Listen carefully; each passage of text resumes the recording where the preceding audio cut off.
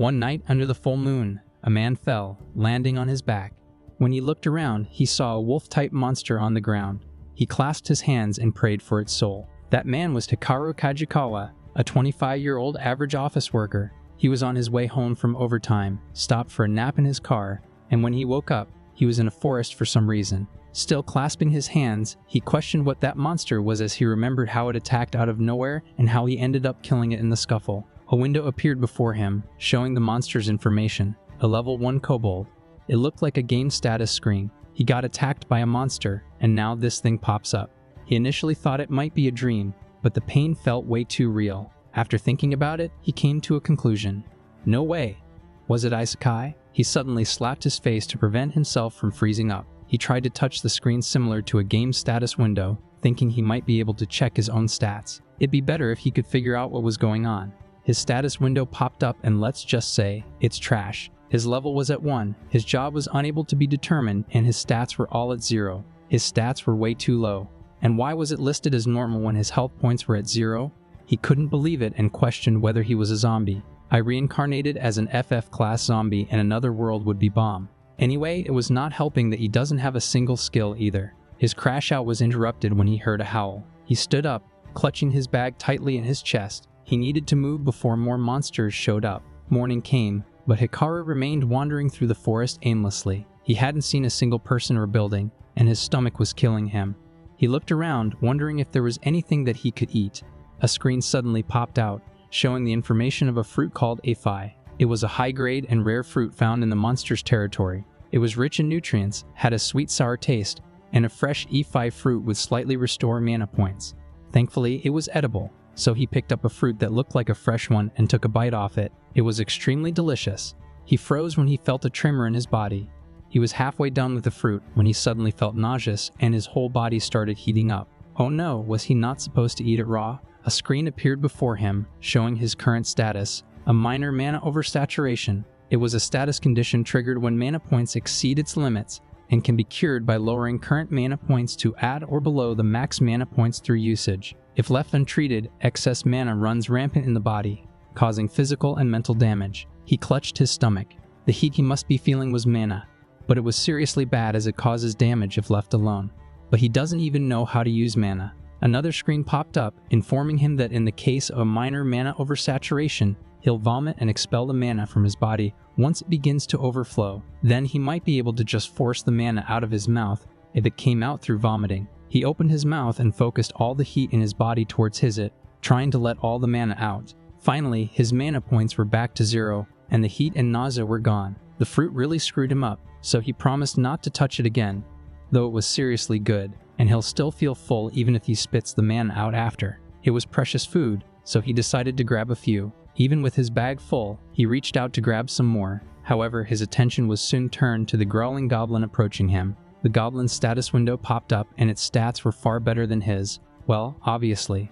I mean, anyone's stats would be better than his. Unlike the kobold, the goblin was small, so he might be able to pin it down if he used his size. Just then, another goblin came out from behind a tree. Hikaru was like, ain't no way, and immediately dipped. There was no way he could handle that. He stopped when a goblin suddenly jumped in front of him to block his way. Soon he was surrounded by a mob of goblins. It seems they were surrounding him from the start.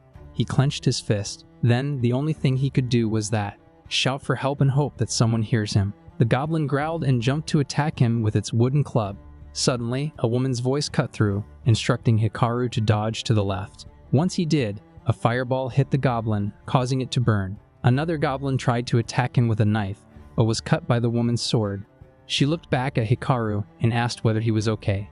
After hearing that he was fine, she advised him to stay back since it was dangerous. She ran towards the goblins, swinging her sword and using magic against those that tried to sneak up on her. Hikaru watched in awe. She took down all those goblins by herself in a flash. The woman felt a throb in her head and clutched it, collapsing on her knees. Hikaru asked if she was okay. However, a goblin suddenly came out of a bush, aiming its arrow at the woman. Hikaru rushed to her, warning her to look out. He grabbed an Fi fruit from inside his bag and threw it at the goblin's head. He took advantage of the split second that the goblin's attack was halted to grab a wooden club and hit the goblin with it. He wondered if he got it, but seeing the goblin still attempting to counter, he hit it again with the club. He dropped the bloodied club on the ground and could not believe that he actually fought even with 0 stats. His hand trembled at the realization that he killed the goblin. It wasn't an accident, but a choice he made. He turned back to the woman, asking if she was okay. She had a pale complexion, probably from using too much mana and causing a mana depletion.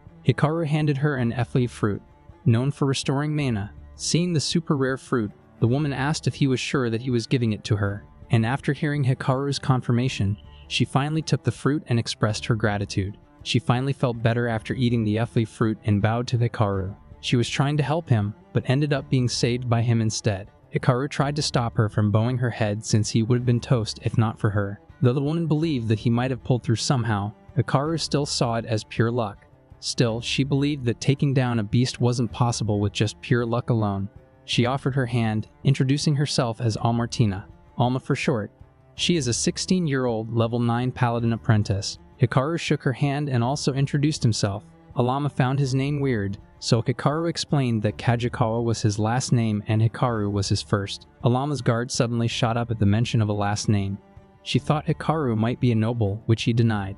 He explained that having a last name was normal from where he came from, meaning he was just a regular guy. Alma was bewildered. She's never heard of last names being normal, so she asked where he was from. He was from a place called Japan, which Alma never heard of. Well, Hikaru didn't think she would anyway. Hikaru didn't know what to do. Alma asked if he wasn't going back home, but he had no clue on how to get back since he just woke up in this forest out of nowhere. He didn't have anywhere else to go either. Alma held out her hand, suggesting he came with her. Was he going on an adventure with Alma? No, not exactly. She just offered to take him to the town where she was based. While walking, she pointed to a sign and gave him directions on how to reach the town. The sign had incomprehensible words written on it, but was soon translated into a language he could understand.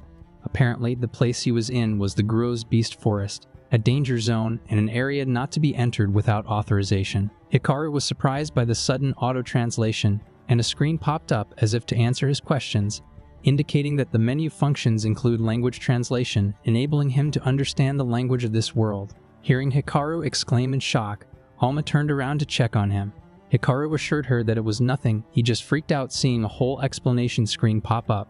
After walking for a while, Alma finally pointed to the town she lived in, the town of Dejul. They walked closer to the gate and a guard greeted Alma, waving his hand. The guard was relieved that Alma made it back safe and asked about Hikaru, a face he's never seen before. Hikaru bowed respectfully and introduced himself.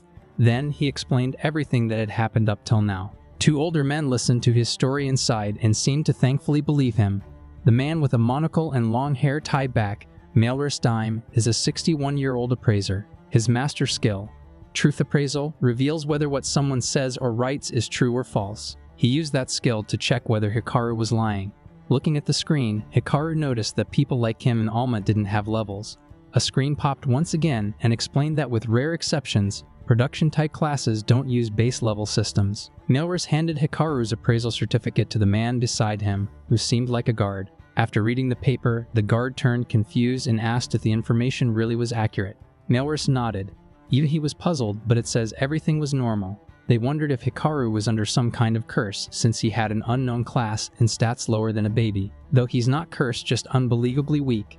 They then checked his battle history, and were shocked to see that he was able to beat a kobold and a goblin with his current status. Hikaru explained how he defeated them in a nutshell while the two tried to hold back their laughter. Hikaru couldn't believe them. If they were gonna laugh, they should at least really laugh it off. Mailris cleared his throat and claimed that Hikaru was telling the truth. There were no lies about how he got to town either, so he allowed him to be issued an entry permit. Then he gave Hikaru a copy of his appraisal certificate. His level went up and his stats increased by 2, though he still didn't have a class. He checked his skills and battle record, however, he soon turned confused when he saw the word unavailable under the skills. But it said none before. Does this mean he can't learn skills? They say production classes don't start with base levels, so if they level up before getting a class, they might not be able to acquire skills anymore. A screen popped up, confirming Hikaru's hypothesis. On the brighter side, there were probably others out there in the same boat as him, so it was possible that there was a way to fix it. His hope was soon crushed when he learned that the people in this world naturally gain at least 1 skill at birth. Then at 15, they're considered adults and assigned a class based on their skills and preferences. So he was a super rare case. He wasn't sure how to feel about being an adult with no skills in class. Hikaru pondered on what to do now. He had no class, his stats were worse than a baby's, and he can't even get skills moving forward. How was a useless guy like him supposed to survive in this world? Alma held his hand, saying he wasn't useless. She saw him take down the goblin with her own eyes and assured him that he wasn't weak. If he was struggling to find work, Alma suggested introducing him to the Adventurers Guild, where there's plenty of non-combat jobs like gathering herbs. He didn't have to worry about money as long as he worked hard, and she'll make sure to help him too. Hikaru was stunned that Alma would do that much for him and thanked her while wiping his tears. Hikaru and Alma entered the town of Dejel, with Hikaru waving goodbye at the two men, who were standing by the window and watching them walk away. The guard asked whether it really was okay to let Hikaru in as he had a lot of oddities, but Maelris didn't think he was the type to cause trouble in town. Besides, Hikaru gave him some fresh FI fruit on the way out. The guard beside him crossed his arms and suspected that Maelris went easy on Hikaru because of that. Hearing Maelris' laughter only confirmed his suspicion, making him sigh. Maelris just told him to relax since he was sure that Hikaru wasn't dangerous. Maelris used his level 10 appraisal skill, Revelation of the World, to see Hikaru's status window. He had a title called Drifter from another world. It was a title given to someone who came from a world different from this one. They arrived at the Adventurers Guild while Hikaru looked up in awe. It really was a fantasy world. Once inside, a bulletin board caught his eyes. It was the quest board where Alma used to find beast-slaying quests. He looked around, following Alma to the reception. Alma handed the receptionist a paper that seemed to be for confirming the return log. After the quest completion was confirmed, Alma was handed her reward. Then she talked about registering Hikaru with the guild, which surprised the receptionist as it was the first time that Alma ever recommended someone. Hikaru nervously introduced himself. After the receptionist checked his status window, she exclaimed in shock at his absurdly low stats, inability to acquire skills, and undetectable class. But what baffled her more was that he was able to take down a kobold and a goblin with those. What was going on?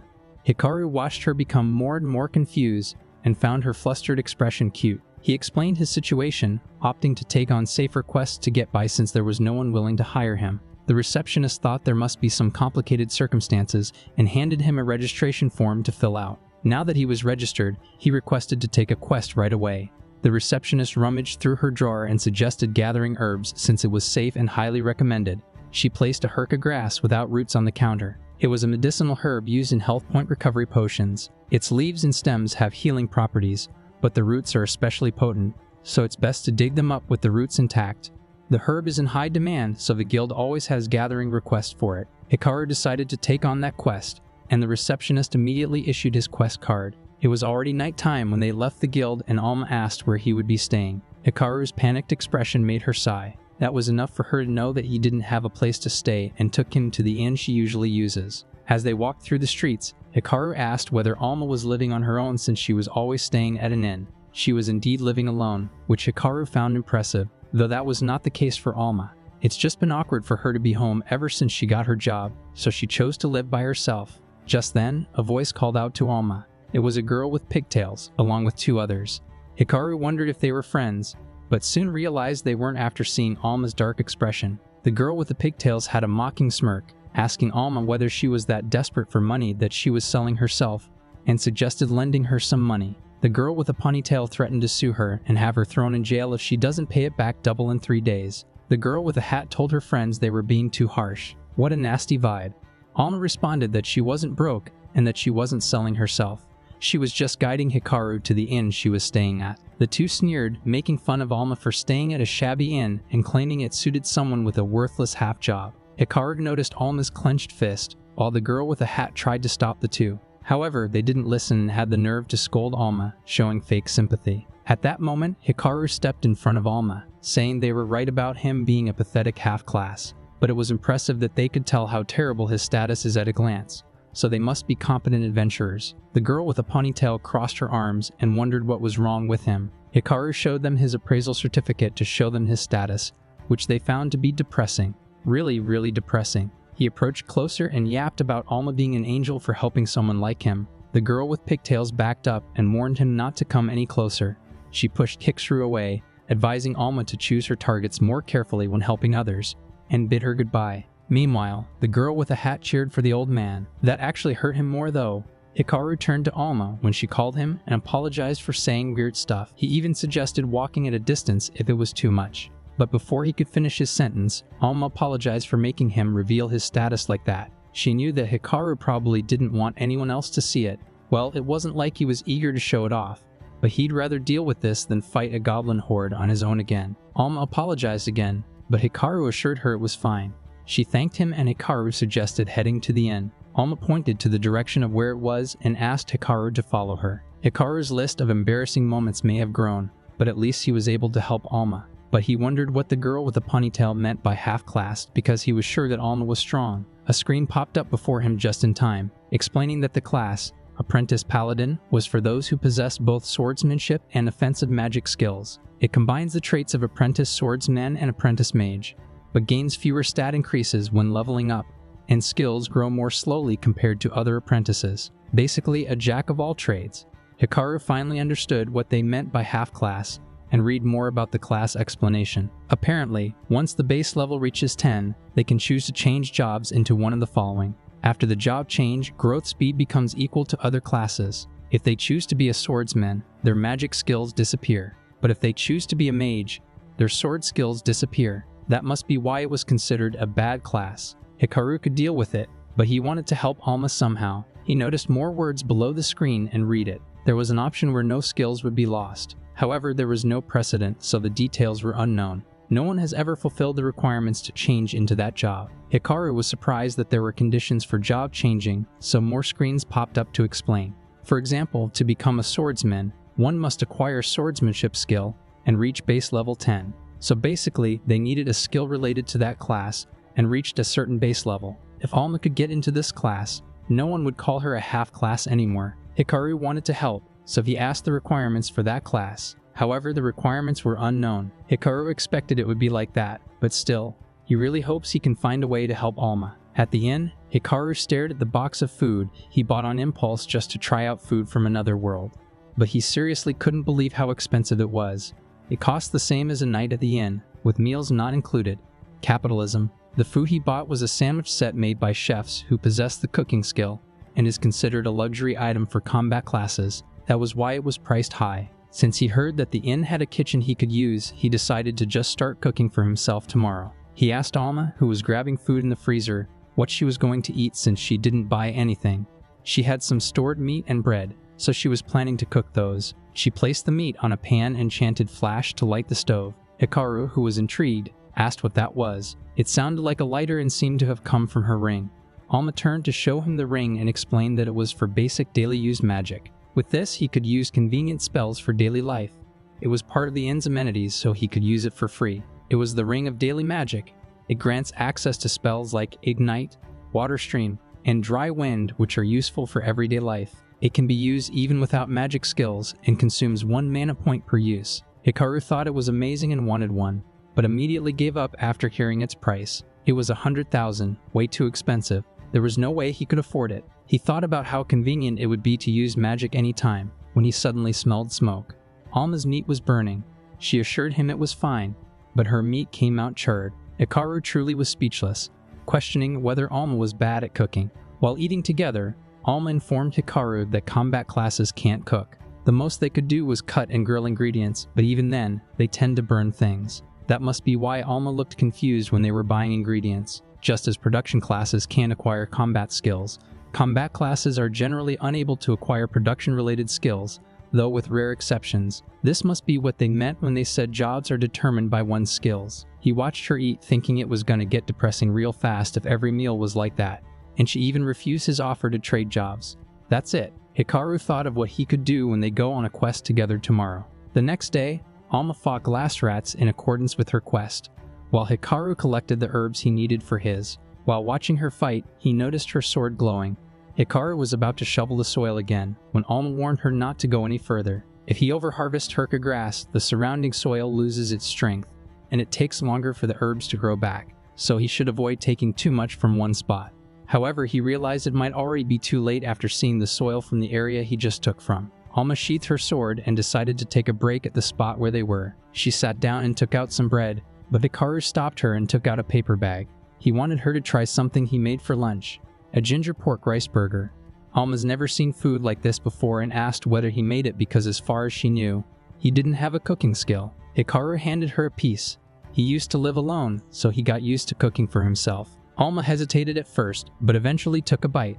She beamed at how delicious it was. She's never tasted anything like it before, and the bread seemed to be made of arrow rice.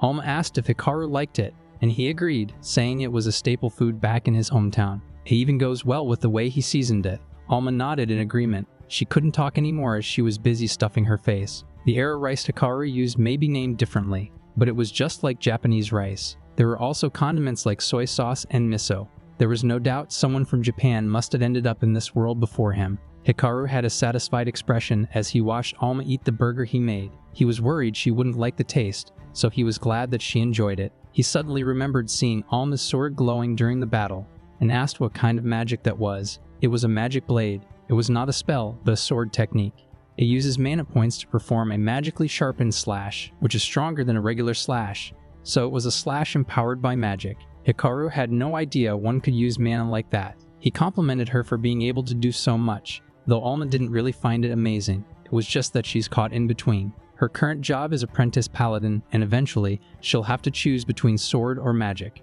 It was an underwhelming class, perfect for someone indecisive like her, who couldn't pick between swords or spells. Hikaru exclaimed that wasn't true. She was not some weak half-class, but was in fact strong, both with magic and the sword. He believes that there's a reason this class lets her use both magic and sword techniques. That's right, there was a third option. He suggested finding a way for her to keep both magic and sword skills together. Hikaru scratched the back of his head in embarrassment that he talks big for someone without a single skill. Nonetheless, Alma appreciated his words and thanked him, happy to have discovered a new path. She clenched her fist, determined to try her best, while Hikaru promised to help with anything he could. In that case, Alma asked Hikaru to make her food again. She'll even pay him. Hikaru wondered if that was all the help she needed. His food was really good, and it gave her energy, so yes, that was all she wanted. Then she can leave it to him. Back at the guild, the receptionist was dumbfounded at the amount of herbs Hikaru gathered. She told him to keep Alma's portion separate, but Hikaru claimed it was all his. The receptionist was confused and turned to Alma to ask for confirmation. When Alma nodded her head, she couldn't believe that Hikaru gathered all of these herbs by himself. This was insane. He should think about the person who had to appraise all of it. Hikaru just apologized, and after that, the receptionist who finished appraising all the herbs gave him a look of despair every time he took another herb-gathering quest. But hey, he needed to make a living too. Hikaru cooking their meals became a normal practice in their day-to-day living. After finishing their meal, the two brought the dishes in the sink, and Hikaru, who now had a ring, chanted rinse. However, it seems he's used up all his mana.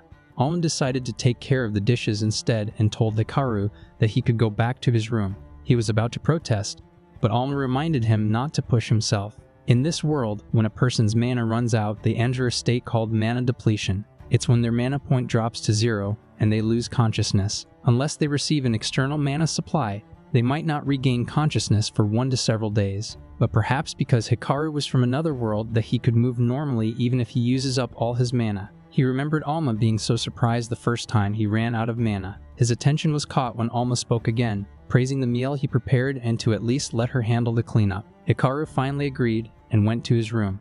He laid on his bed, thinking, he can now use magic thanks to the ring, but his usable mana was still pretty low. He's been diligently raising his max mana point by using it all up, but he wondered if there was a way to increase his usable mana even more. Then he remembered mana overload and sat up excitedly. That's it. If he gets into that mana overload state, he might be able to use more mana than his max mana point, and if he uses up the excess mana quickly, the damage shouldn't be a problem. A screen suddenly appeared, warning him that becoming afflicted by mana overload wasn't recommended. Depending on the amount of mana, in the worst case, his entire body could rupture, resulting in death. Hikaru froze in shock and immediately shook his head, claiming that the idea was a no-go. A screen appeared again, praising his wise decision. He laid back down, sighing. He thought it was a good idea though. Suddenly, he remembered the first day he came into this world. Back then, even though he had no skills or anything, he was able to move mana. Thinking back, the flow of mana when he used the ring felt similar to that time. He sat back up, wanting to try his suspicion. He still had 1 mana point. He raised his trembling index finger and chanted ignite, making a ball of fire appear above his index finger. It dissipated quickly, but he did it. He could use magic without relying on the ring.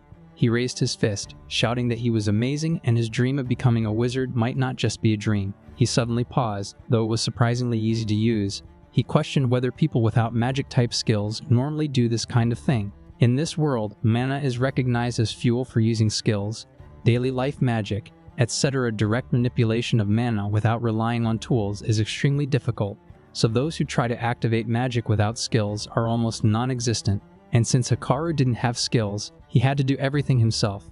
But if he could do this, he might even be able to use magic and fight. The next day, Hikaru arrived at the training ground wearing a 12,000 bear hide breastplate, a 10,000 iron sword, and safety boots. There was no one in the training ground, so he decided to try using magic right away. He practiced creating fire and even using them to attack. However, he finds it hard to control mana once it leaves his hand. He suddenly thought of something and unsheathed his sword. Even if the remote control was hard, he might be able to do something similar to a magic blade.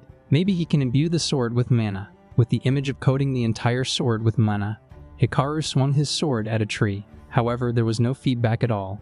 It wasn't even scratching the tree. He's starting to think that he might have been ripped off with a dull blade, so he decided to use his sword on its own, but it left a mark. It actually cuts better if he just swings it normally. Enveloping the sword with mana might not be enough.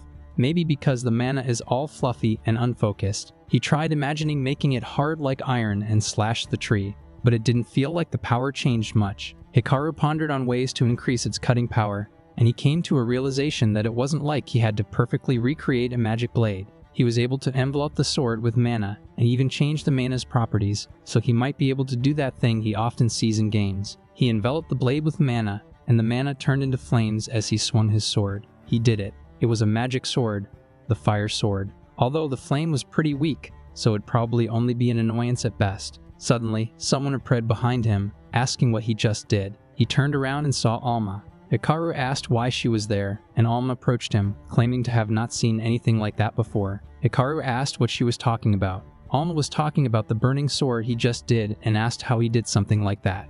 She grabbed onto his shirt, begging for him to teach her. Hikaru was surprised at what he just heard, but Alma was desperate, asking whether it was a skill and what sort of magic he used. Hikaru's skills are still completely unacquirable, and what he did was kind of fiddling with his mana directly and things just worked out.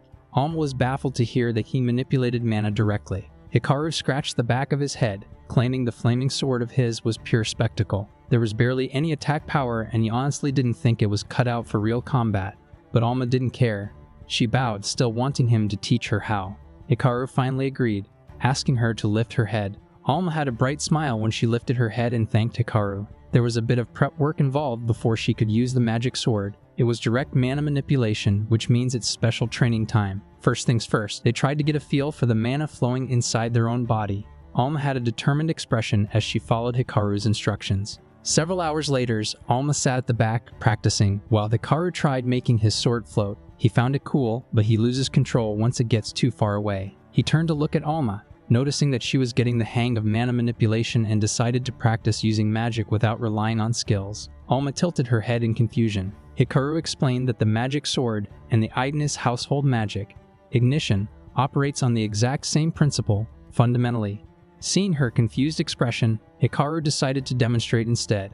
He took out oil and firewood. The oil will be the flammable, gas-like mana, while the firewood is the sword. Then she's going to sheathe the sword in mana. He handed the firewood to Alma and told her to try holding it just like she would a sword. And finally, instead of igniting it with her mana, she'll use a flint. He slammed two rocks together and fire enveloped the firewood. It looked exactly like that flaming sword. They might seem totally different, but the underlying principle is identical. Hikaru agreed. Ignition was just her, recreating what they just did, but entirely with mana. Hikaru asked Alma to give it a shot and to aim it towards an empty space just to be safe. Alma closed her eyes and raised her hand, releasing mana with it. Various screens popped out, showing that Alma was using 80 out of her 113 mana points. Hikaru was starting to get worried as she was pumping out way too much mana. Alma raised her other hand to create a spark.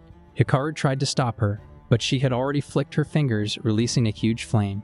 The two shouted in panic. Hikaru tried to tell Alma to stop releasing mana, however she was also freaking out. Hikaru held her hand, visualizing non-flammable mana and smothering her hand with it. It looks like it finally stopped. Thankfully, it seemed like nothing caught fire. Hikaru advised Alma to dial down the output, but before he could even finish his sentence, Alma fell unconscious. It seems she passed out from mana depletion, though consciousness can be regained if mana is supplied externally, and decided to give it a shot. He held her hand supplying mana, and after a while, Alma finally woke up. She jumped out in panic, remembering the fire she made. Hikaru calmed her down, assuring her that the fire was gone and no damage was done. Still, he had to admit that he never knew her mana capacity was that insane. He looked back at the scorched ground. That was some serious firepower. Hikaru stood up, calling it a day, and suggested they head back since she was only at 5 mana points left. Alma stood up, stumbling while clutching her head. Hikaru noticed and kneeled, letting her to hop on his back. There was no way she could walk back to the inn in her condition. Alma thanked him and got on his back. While on the way back to the inn, Alma asked how he knew how much mana she had left. Hikaru figured it was okay to tell Alma and explained that for some reason, ever since he woke up in that forest, he's been able to see people's and objects' statuses and effects, kind of like an appraisal skill. Alma advised him not to tell too many people about that before eventually drifting off to sleep. Hikaru just smiled as he carried the sleeping Alma on his back. The two continued to practice the magic sword. It was a cycle of Alma causing bigger than intended flames and having her mana depleted until she was able to control the mana she releases. 7 days later, Alma was finally able to do it. She was in awe, looking at the flame sword before turning to tell Hikaru about it. He was happy that she was finally able to do it. A screen popped up, showing Alma's skills. Hikaru noticed that a magic sword had been added to her skills. Her job change options also increased. The choice paladin was added. It says she can change jobs once her base level goes up by just 1 more. Alma couldn't believe it. She had her hands on her mouth and tears were streaming down her cheeks. It was the result of all her hard work. Alma was so happy that she hugged Hikaru and thanked him. After settling down, Hikaru suggested taking on some magic beast subjugation quests to raise their level and officially make the job change. Alma agreed to do it since they hadn't shown their faces at the guild lately and their funds had started to run a bit low. Hikaru clenched his fist, thinking of heading out to the Gruo's Beast Forest today. Unbeknownst to the two, a seemingly strong monster awaits them. The two went on a quest, slaying monsters. Hikaru complimented Alma's incredible magic sword skill. The magic sword is a skill that temporarily imbues an equipped sword with the magical power of an attack spell, allowing it to exhibit different properties based on the element. Meanwhile, Blade Magic Sword, the flame sword, is a technique that surrounds the sword in flames, granting it the fire attribute and adding half of the wielder's intelligence stat to their attack power. Hikaru's knockoff magic sword was a joke compared to hers. Magic sword is inherently a swordsmanship skill. It's typically acquired when all respective attack magic skill levels reach 4. However, Alma was able to recreate a pseudo-magic sword through direct mana manipulation, thereby acquiring the skill. As such, she can boost its power by expending additional mana. Alma looked back when she heard a sound coming from behind her, and informed Hikaru that something was coming. Hikaru was concerned because monsters hardly ever show up near the entrance. A shadow appeared from behind the trees and a level 12 demonic beast, Hobgoblin, rushed to attack them. Alma panicked at the sight. Monsters around there shouldn't be higher than level 9, but this Hobgoblin was level 12, and it even had a whole bunch of regular goblins with it. Hikaru suggested going back to town and getting back up from the guild.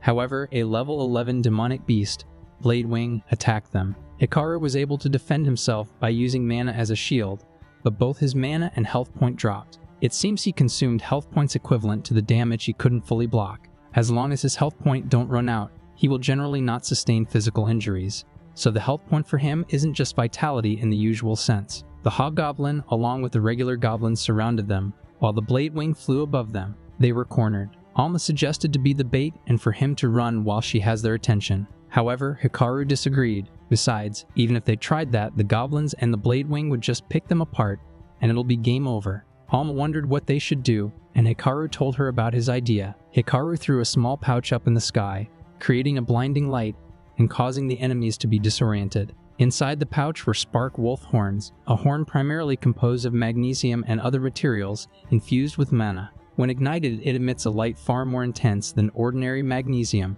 They decided to leave the bird for last and deal with the goblins first. Alma dealt with the Hobgoblin, while Hikaru with the regular smaller ones. Alma swung her sword, aiming to defeat the Hobgoblin with that last strike. However, it was able to block her attack using its own weapon.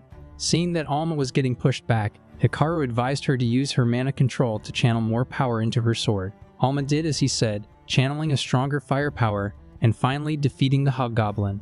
Now all that's left is the Bladewing. Hikaru looked up, but the bird was no longer there. Alma pointed above him. The blade wing was trying to flee. Hikaru decided to deal with it alone, putting his sword down and coated his whole body with mana. If he could use mana to make weapons float, then he should be able to fly too. He flew towards the blade wing and threw a fire toad oil onto it. It is a highly flammable oil stored in the internal oil sacs of a giant, frog-like demonic beast that breathes fire. Then he flicked his fingers, using magic to light it up and creating an explosion. Hikaru landed back on the ground, with Alma running towards him. He turned to her and noticed she became a paladin. Alma handed him his bag and sword, explaining that she leveled up when they took down the hobgoblin, and a bunch of choices just popped into her head. But never mind that, those two monsters they encountered were seriously high level, so they must quickly report it to the guild. Back at the guild, the two entered the office of the guildmaster, Vergelend. He was reading their report regarding the demonic beasts. Apparently, he's been getting similar accounts from other adventurers, which is without a doubt an omen of a stampede, a massive monster outbreak. However, the adventurers in the town alone aren't equipped to handle demonic beasts of the caliber, which is why they put in a request for reinforcements from the Sword King and the Grand Mage. Meanwhile, on the way to Dajul were the Sword King with an imposing figure and the Grand Mage, who was excited to see Alma again. Stampede is a phenomenon where demonic beasts erupt in massive numbers across the globe. In this world, a being who rules over the Demonkin, the Demon Lord, is born at regular intervals. Recognized as the greatest threat to all humanity, each arrival unleashes immense devastation. It's said that as the time for the Demon Lord's birth approaches, the demonic beasts become more active, leading to these stampedes. The guild's investigation indicates the stampede will begin in earnest in 3 days at the earliest. The Sword King and Grand Mage were also slated to arrive tomorrow. While walking back to the inn, Hikaru noticed that Alma seemed to be a bit down. He asked her how a stampede ends, and Alma replied that the demonic beast outbreaks will stop if the ringleader was defeated, thinking that the high-level demonic beasts will be spawning in huge numbers. Hikaru thought taking down the ringleader sounded like one heck of a job. Alma imagined it would be fine, since those two are handling the main threat, the Sword King and the Grand Mage. Hikaru wondered if she knew those two, and she did. He commented how amazing they would be with titles like those, when suddenly he staggered because of the shaking ground. The shaking grew stronger and stronger, and Hikaru even thought it was an earthquake. He turned to Alma in confusion when he heard her mumble about her thinking that they weren't due until tomorrow. From a far distance, two people's silhouettes appeared, surrounded by smoke. It was the Sword King and Grand Mage, calling out to Alma, their daughter. Honestly, a plot twist I did not expect. The two hugged her, asking how she'd been. She pushed their faces away, complaining that they were too loud. But how could they not be over the moon? It is their long-awaited family reunion after all. The Sword King agreed, wiping his tears. Alma had a dark expression on her face as she told them not to make such a scene in public. Hikaru, who was behind her, asked who they were, and Alma replied that they were her parents, the Sword King and Grand Mage she was just talking about. Hikaru's head tilted in confusion before exclaiming in shock. Alma confirmed that they were indeed her parents and complained that those two were very loud when they got together. That was why she looked a bit down earlier. Alma's mother asked who Hikaru was, so he introduced himself as Alma's friend. The two introduced themselves as well. Alma's mother was Lunachiara and her father was Dukris. Hikaru was relieved that the two seemed like kind people, since their titles made them seem intimidating. Lunachiara asked Hikaru if they truly were just friends or sweethearts, making Dukris flinch. He grabbed Hikaru's shoulder, emitting a menacing aura, and suggested they have a conversation about it. The two decided to crash in Alma's place. Dukris continued to emit a menacing aura until he tasted Hikaru's cooking. Food's the way to everyone's hearts, y'all. Dukris asked if they were in any shape, form, or way romantically involved again, just to be sure. Alma cleared the misunderstanding, saying that there was nothing going on between them. She told him that 1,000,000 times already. Dukris pointed to Hikaru, threatening him not to get funny ideas about his daughter. Also, he noticed him using lifestyle magic without a ring when he was cooking, and asked what kind of skill that was. Hikaru thought he should be able to trust them since they're Alma's parents, so he told them the truth about him not acquiring skills, but being able to manipulate magic power directly. To demonstrate, he made the plate float using mana. He tried to explain that he can't do anything too flashy, thinking what he did was a bit plain. However, the two were more shocked than expected. Dukris stood up, asking what that was. It looked like they were flying around all by themselves. Hikaru was taken aback by the bigger-than-expected reaction and explained that he just used his magical power to move the plate. Alma shook her head. If that was enough to shock Dukris, he wasn't going to last long. Just today, Hikaru was zipping through the sky at incredible speeds. Plus, he even supplied her with magical power multiple times. Ducris became more and more shocked because only those in the Holy Orders are capable of transferring magical power between people. Hikaru scratched the back of his head in embarrassment. Nothing was working, so he was just experimenting, trying things for fun, and it just worked out. Ducris found him remarkable, however. He still won't give him his blessing to court Alma. Hikaru retorted it wasn't like that, and they continued to bicker back and forth. Meanwhile, Lunetiera carefully asked Alma if she's done her job change yet. Ducris gave her a thumbs up, assuring her that it was okay and that they wouldn't fight over whatever she chose. Hikaru silently watched Alma. It seems they both really wanted Alma to choose a profession similar to their own, but Alma couldn't choose one over the other, so she ended up an apprentice paladin. Alma informed them she'd done her job change today, surprising the two.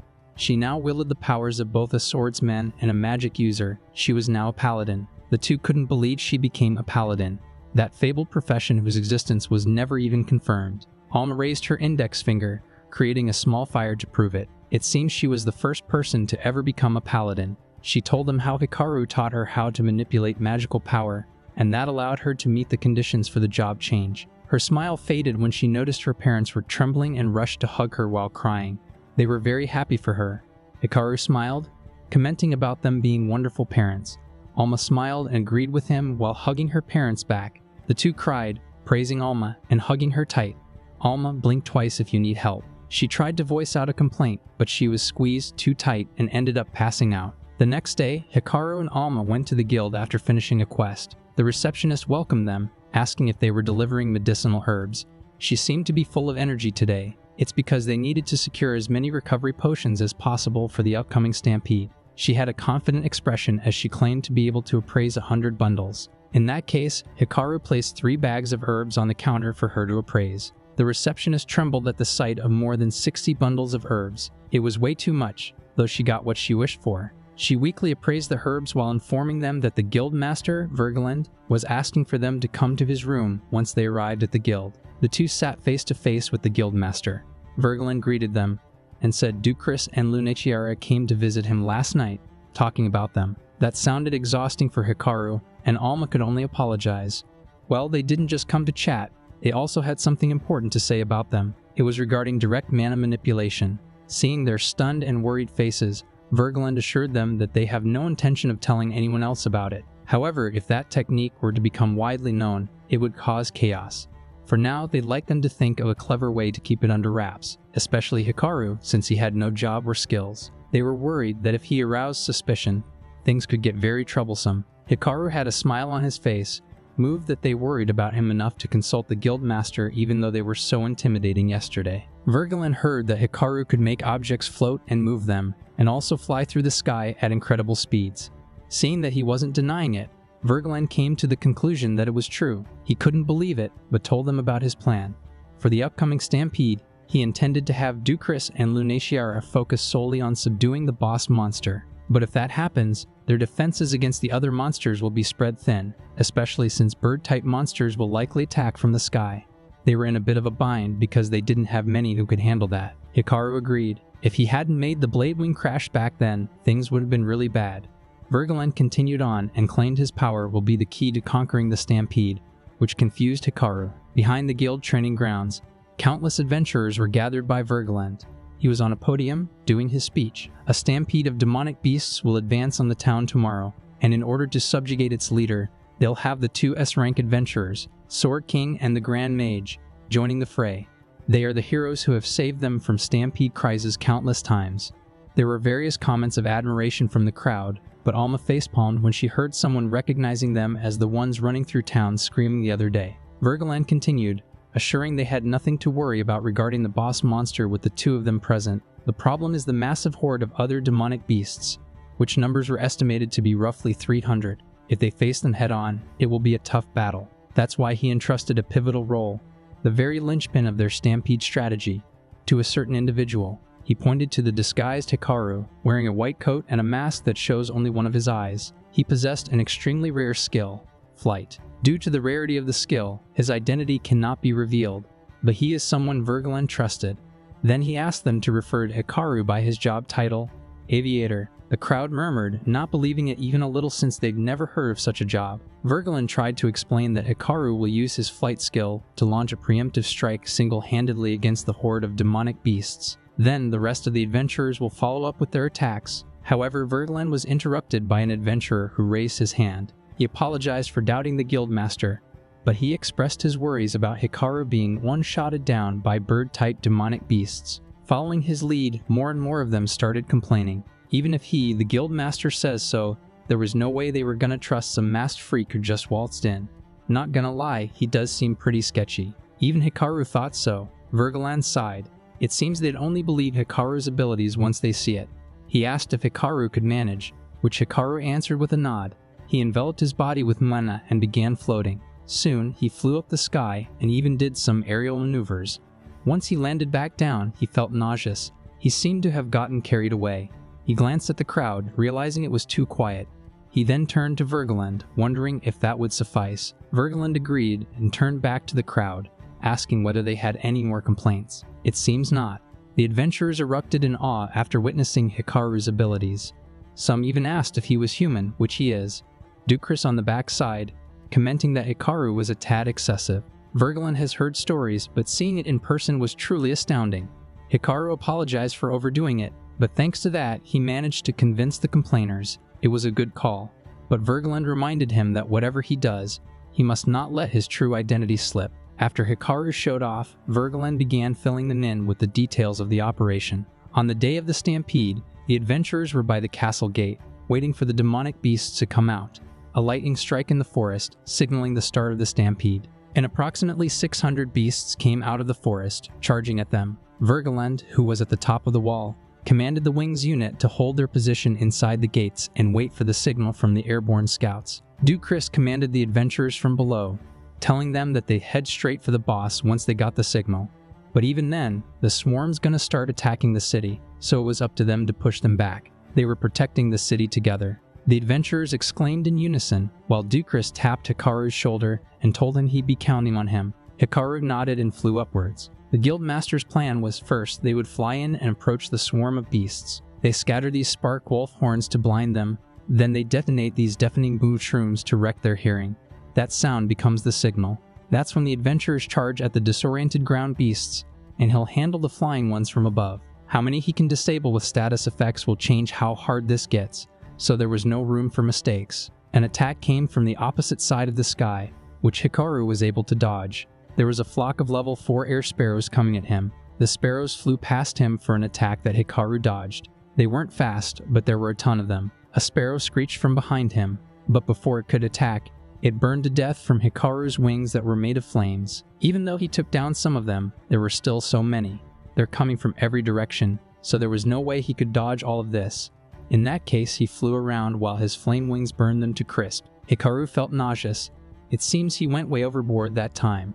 But now's the time if he was going to use it. Thanks to the commotion he made in the sky, the beasts on the ground are all focused on him. He threw a pouch down that caused a blinding light. The monsters covered their eyes and soon collapsed on the ground after the deafening boom shrooms were detonated. The adventurers all took out their weapons and charged to wipe out the confused monsters. Hikaru was handling the bird-type monsters better than he expected. But even though the ring he borrowed from the guildmaster gave him more mana than usual, he was reaching his limit. It was time for him to fall back a bit. He exclaimed in surprise when a screen popped up before him, showing that his mana had fully recovered. In addition, he seemed to have leveled up. He wondered why, and if it was only because of the air sparrows fighting. A screen appeared, explaining that when multiple people defeat a magical beast, the acquired experience points are distributed among them. Therefore, the experience points from magical beasts defeated by other adventurers are currently being distributed to him. The distribution ratio is determined by how much each person contributed to the subjugation. It appears that he is acquiring about 20 to 30% of the experience points because he successfully inflicted a status ailment before other adventurers defeated the beast. So basically, it was thanks to him charging in solo. Hikaru heard screeching from a distance and saw level 11 blade wings approaching. They were next, and it was perfect that they were focused on him. He flew backwards and landed on the blade wing's back, kicking it down. One down. Suddenly, he noticed 2 goblins crush underneath the blade wing. It seems there aren't any adventurers in that area yet. He lured the blade wings to follow him and slammed them right down on top of the goblin mob. He grabbed onto the last blade wing and threw it down. He barely managed to finish them off before his mana ran dry, but it looked like the magic beasts were starting to recover from the status ailments. He watched Alma and the knockoff Powerpuff Girls fighting the monsters. Hikaru felt like they were doing good. Now all that's left is the boss. He saw Ducris fighting off the boss monster. It looks like they were moving too. He heard monster noises from below and saw the kobolds and goblins fighting each other. It was likely that they were fighting over base level up experience from experience point gain and skill upgrades due to evolution. Right now, the two beasts could be handled by the nearby adventurers, but if one of them ends up evolving into a higher form, there was no telling if anyone could stop it. Hikaru rushed to stop it, but it was too late. One of the kobolds evolved into a level 20 werewolf. Hikaru was surprised at the sight of a level 20 werewolf. Meanwhile, the adventurers down below had to fall back for being underleveled. The werewolf suddenly howled, influencing the nearby monsters, and an air sparrow dashed through Hikaru. The werewolf's skill, Berserk Howl, forcibly drives nearby monsters under level 9 into a berserk state. Hikaru looked down at the two adventurers fighting the werewolf. He wanted to back them up, but he had to take care of the air sparrow pack first. Down below, the two fought the werewolf. However, one of them received a fatal attack. The woman rushed behind it, swinging her sword, but its skin was too tough to penetrate. Suddenly, an attack fell between them, causing them to jump back. It was from Hikaru, who now had his face mask off. He apologized for being late and took the injured man with him. Before leaving, he threw a potion towards the female adventurer. She asked if he was sure he's giving it to her, and Hikaru knew she clearly needed it more. Also, he hasn't had to use many. She thanked him and drank the potion before going back to fighting the werewolf alone. Hikaru placed the injured man in a safe area. The man woke up, and Hikaru handed him a potion and told him to rest. The man was about to protest, but Hikaru told him he'd just get in the way with his condition. Instead, he'd cover for him and fight in his place. Hikaru flew back in the sky and observed the battle from there, when suddenly, the woman's sword slipped from her hand and she got attacked by the werewolf. She fell to her knees, stabbing the sword on the ground. The werewolf began to approach her, and Hikaru rushed to save her. Just then, Alma came from behind and attacked the werewolf with her flame sword, pushing the werewolf back. The woman apologized to Alma, and Alma told her to use a potion if she had one. If not, then she'll handle the werewolf. The werewolf was about to howl again, but Alma dashed forward and swung her sword to stop its attack. She was fast and seemed to have a new magic blade. It was the magic sword skill, Storm Blade. It envelops the blade in wind, imbuing it with a wind element boosts agility by 50% and 10% of attack. Hikaru was under a status ailment earlier, but it is gone now. The berserk monsters were also starting to return to normal. Hikaru informs the adventurers that the berserk state has been lifted. This was their chance. The adventurers took care of the other monsters, while Alma fought the werewolf. Hikaru wanted to help her, but she was moving too fast. If he screws up, he might hit her too. Alma's sword was blocked by the werewolf's hand, and was able to counterattack, pinning her down on the ground. As it was about to slash her, Hikaru pushed the werewolf off of her. He grabbed its wrist to stop it from trying to slash him. However, the werewolf opened its mouth to bite Hikaru. If that was how it was playing, then he'll bite back too. This is so unhinged. Alma stood back up and channeled mana into her sword, hitting the werewolf with her skill. Flame Carve, maximum mana point. The werewolf burned and was finally defeated. Alma held out her hand, helping Hikaru to stand up. She thanked Hikaru for saving her again, and Hikaru did the same. They heard noises from behind, and there was Ducris raising his sword. It looks like the boss is down as well. Now all that's left is to clean up the stragglers. Hikaru's heart almost jumped out of his mouth from shock when a screen suddenly appeared. That scared the hell out of him. The screen said the update was complete, and the item screen was unlocked upon reaching base level 10. Hikaru was confused. What did it mean update? Thank you for watching, guys. I hope you love this manga. Have a good day.